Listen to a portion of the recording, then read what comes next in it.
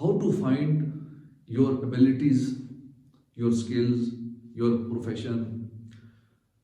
آپ کیسے اپنے اندر کا وہ F-16 طیارہ ڈھونڈ سکتے ہیں جو آپ کو اونچی اڑان لے جائے، جو آپ کو کامیاب بنائے، اور جس کی تلاش میں آپ برسوں گزار دیتے ہیں.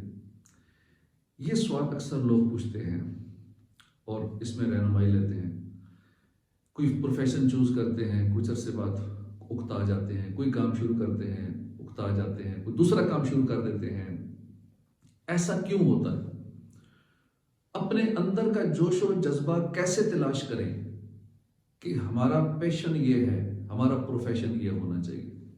6 باتیں ہیں جن کا سمجھنا بڑا ضروری ہے. اگر یہ باتیں سمجھ آ گئیں تو آپ کو اپنے اندر کا جوش و جذبہ ڈھونڈنے میں دقت پریشانی نہیں ہوگی.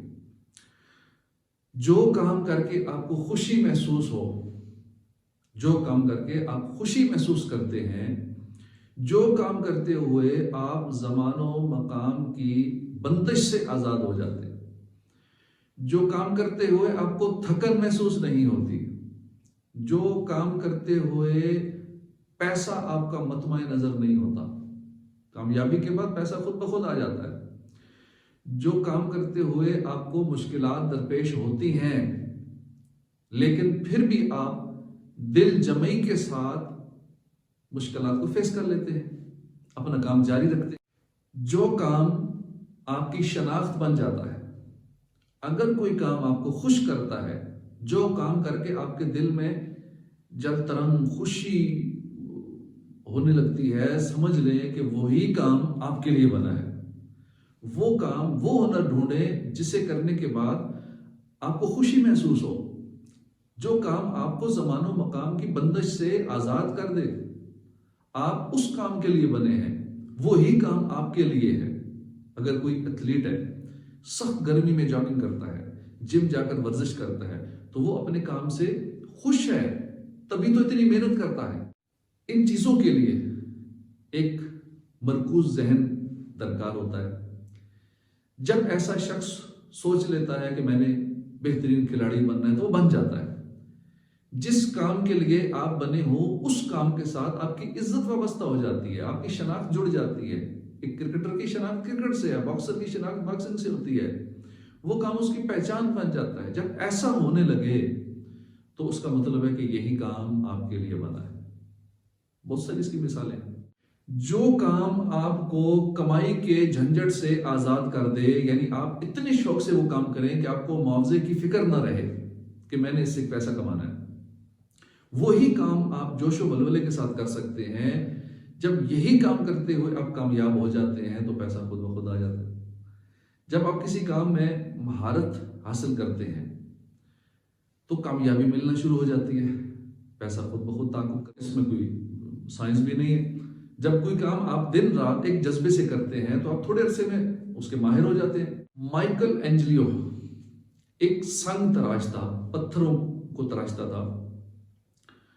اس کے بنائے ہوئے مجسمے حقیقت کے قریب تر ہوتے تھے.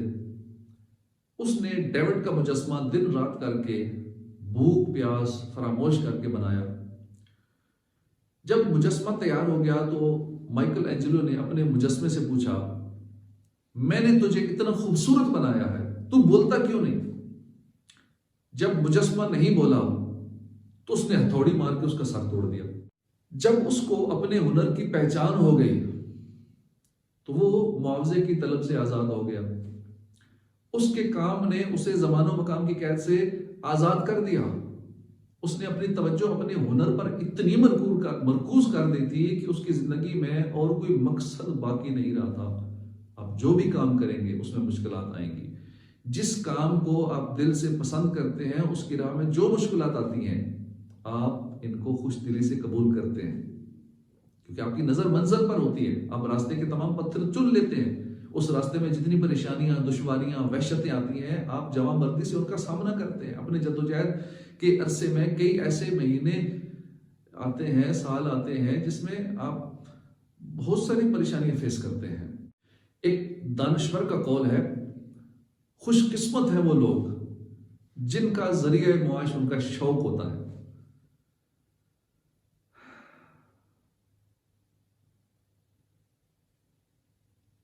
آپ کا کام وہی ہے جو آپ کو خوش کرے، آپ کو زمان و مقام کی بندے سے آزاد کر دے۔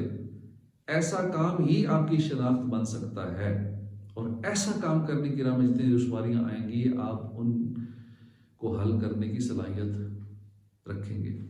آپ اپنے کام کو وقت دیں، پورے جوش اور جذبے سے اپنا کام کریں، مشکلات اور دباؤ کو قبول کر لیں۔